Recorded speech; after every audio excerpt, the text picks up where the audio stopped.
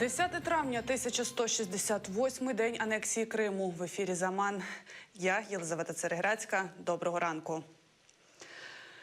Під час урочистих заходів до Дня перемоги у столиці України відбулися сутички. Конфлікт виник через радянське гасла і символіку та спробу провести ходу так званого «безсмертного полку», яку намагалися влаштувати проросійські сили. Українські ж активісти добровольчого руху ОУН провели власну акцію під назвою «Смертний полк». ОУНівці блокували пам'ятник у парку Вічної Слави, щоб учасники маршу, який, на їхню думку, є проросійським, не змогли покласти квіти.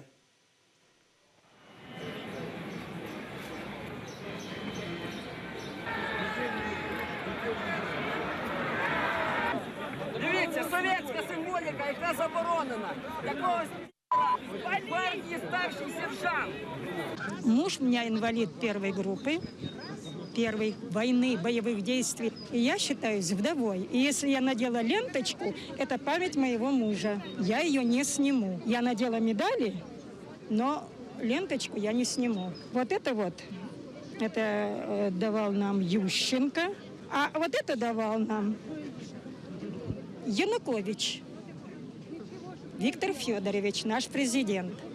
Я не дозволю, щоб ходив безсмертний полк, який спродуцірований в Москві і ходив, прикривався загинувшими українцями. Тут ходив по Києву, провокували людей на противостояння. Є День пам'яті всіх українців, які загинули. Ніякої московщини не має бути. Чому? Тому що Москва зараз загарбник. Вони забрали Крим і мучать там українців, і мучать кримських татар. І зараз вбивають нашу молодь українську в Донбасі. Одному із затриманих в офісі ОУН у Києві висунули звинувачення у хуліганстві. Загалом під час штурму штабу добровольчого руху ОУН було затримано 25 людей. Станом на 23 годину затриманий боєць батальйону ОУН, біженець з Білорусі Василь Парфенков. Про це повідомляє добровольчий рух ОУН на своїй сторінці у Фейсбук. Після того, як під час ходи безсмертного полку з вікон офісу у колону учасників кидали димові шашки та кульки з фарбою, до офісу Організації українських націоналістів зайшли поліцейські. Разом відводиться! Разом відводиться! Разом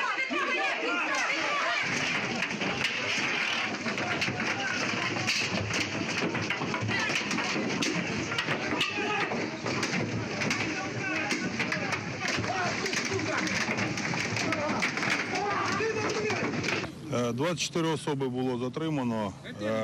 Порушено кримінальне провадження 296 частина 2 і 342. Це опір працівникам поліції і хуліганство. В офісі були проведені невідкладні слідчі дії.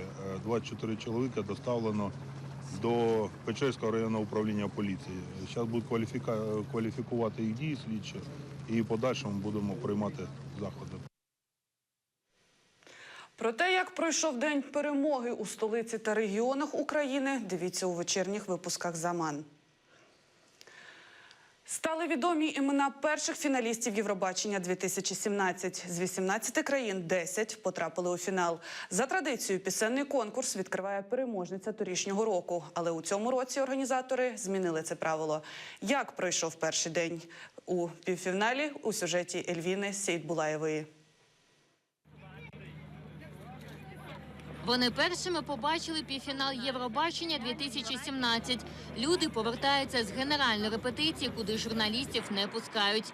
Розповідають, квитки їм обійшлися від 200 до 2000 гривень. З фаворитами вже визначилися. Дуже сподобалась Вірменія і Молдова. Вони показали елементи свого національного мистецтва. Я специально из-за Джамалы я пришла на этот концерт. Мы заплатили очень большие деньги, да. Скільки вам обійшлося?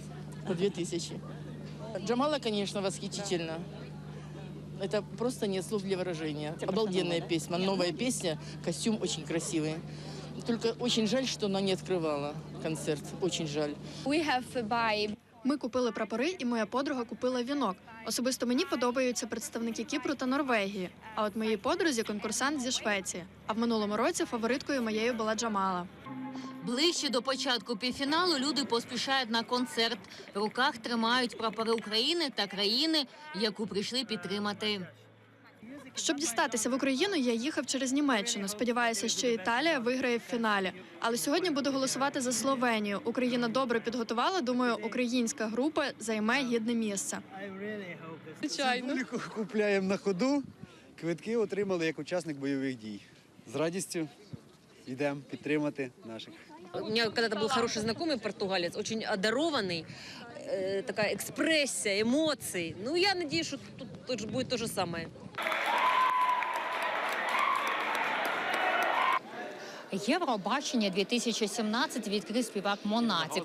Хоча за традицією пісенного конкурсу відкрити півфінал повинна була пісня минулорічного переможця. Але цьому році організатори змінили правила. Джамала – кримська татарка, українська співачка. Торік з піснею «1944» принесла Україні перемогу, а Києву – Євробачення. Когда поменялся шоу-продюсер, был Стюарт Барлоу, потом поменяли на шведа, вот, который работает последние 1,5 месяца, например. Нам просто сказали, что номера открытия с Джамалой не будет, и она будет петь в конце 2 композиции. А вчера вот выяснилось, что одна из этих композиций будет в рекламную паузу, поэтому по телевизору будет только одна. Никто ничего не объясняет. И вот просто сообщают, что вот так вот. У першому півфіналі взяли участь 18 конкурсантів. Першим на головну сцену вийшов співак зі Швеції Робін Бенксон. Він представив пісню «I cannot go on». В перекладі «Я не можу далі йти». Він вийшов на сцену не один, а з 4 танцюристами.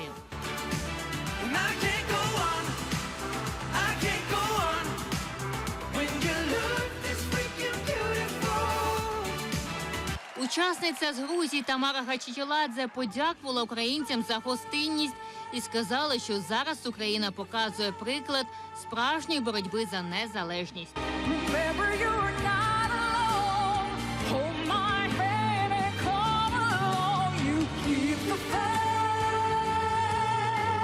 Виступ конкурсантів тривав 2 години. Переможницями першого півфіналу Євробачення 2017 стали Молдова, Азербайджан, Греція, Швеція, Португалія, Польща, Вірменія, Австралія, Кіпр та Бельгія. Люди, хоч і не розуміють слів, але вони відчувають музику. Це показує, що музика універсальна і об'єднує світ. Конкурс постійно змінюється. З поп-музики перейшов в альтернативний. І це круто. На закритті півфіналу Джамала виконала пісні «Заманили», написану спільно з групою Даха Браха, а також симфонічну версію своєї переможної композиції «1944».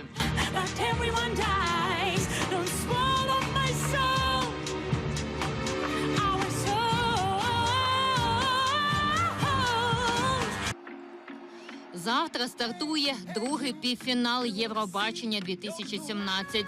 На ній Україну представить група «Оторвальди». Ельвіна Сідулаєва, Едем Сідалів, Заман, АТР. Наразі це все. Ефір телеканалу АТР продовжить програма «Уян Халким Уян». У гості до Гульсум Халілової та Лідії Полянської завітає Гаяна Юксель.